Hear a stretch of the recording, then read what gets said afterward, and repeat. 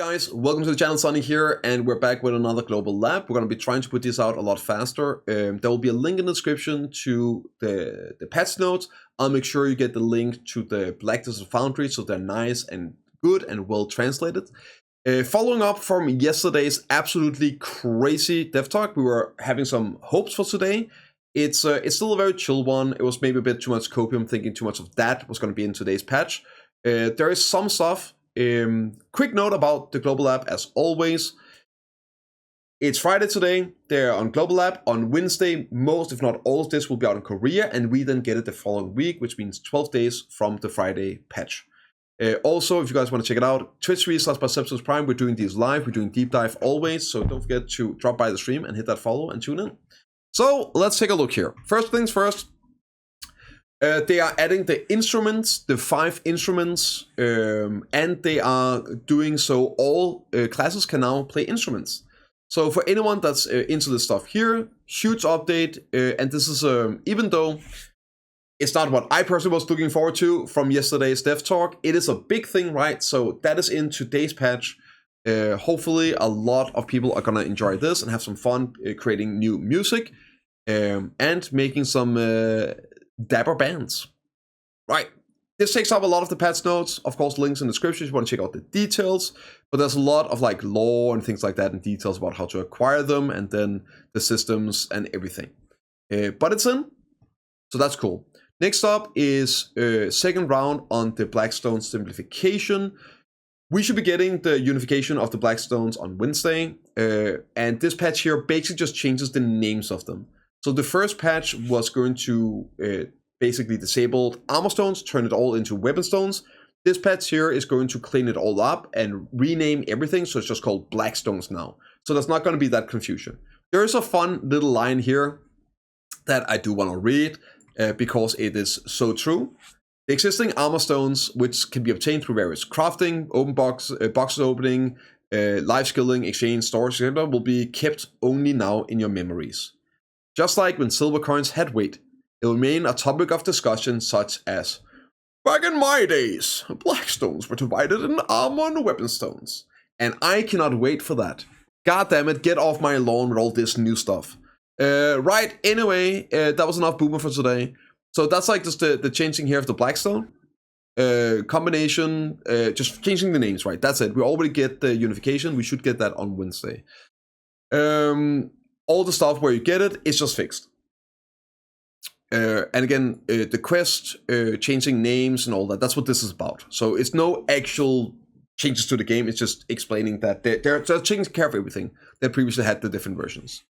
They are adding Garmoth knowledge to the world boss whenever you are killing it. So now you can get the knowledge if you don't have it already as a chance on loot. They're also making the Gyfin Shredder like more natural in attacks. This here is some quest improvements on the Belnas 1, making it a bit easier. Instead of 25, you gotta kill 10, you get some more EXP, all that stuff. Right. New pop-up whenever you complete the Destruction Means quest line. That's it, no changes to it, just a pop-up.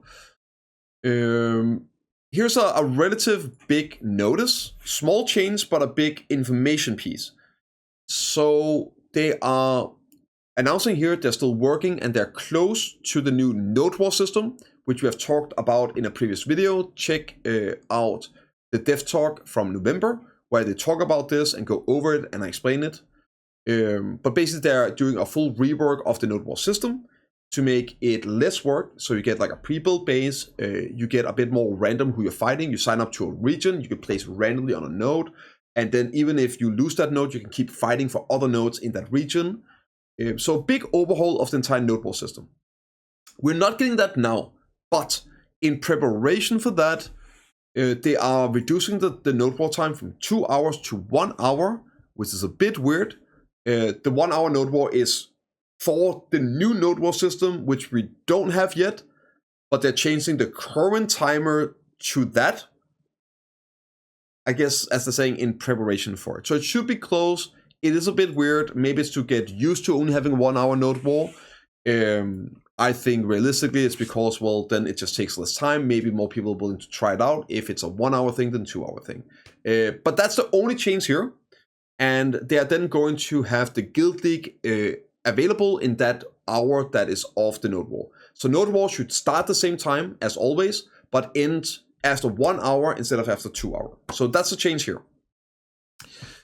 In terms of mounts, there's actually a really nice change. They are adding sprint as a natural default skill to all horses. So every horse will have sprint from level 1, 100% chance to have it instantly, and they're adding it to all horses right now that don't have it. So, yep, they are doing it retroactively. So if you have a horse right now that don't have sprint, it will have it with this patch here. And since that will change the cost of mount, they're going to delist all the mounts on the marketplace with this patch. So don't be scared or worried about that. Oh my God, the horse market sold. No, they're going to delist all the horses on the marketplace. In the UI here, they are adding so you can see the lantern spots for the 2 new Dikia lantern spots, which is Sulfur and Pilaku. We only have one of them right now. And you can already do this for all the other lantern spots, which I just found out today. But you live, you learn. But yeah, they're adding the 2 missing ones, so you can now see the location in-game on the loot UI.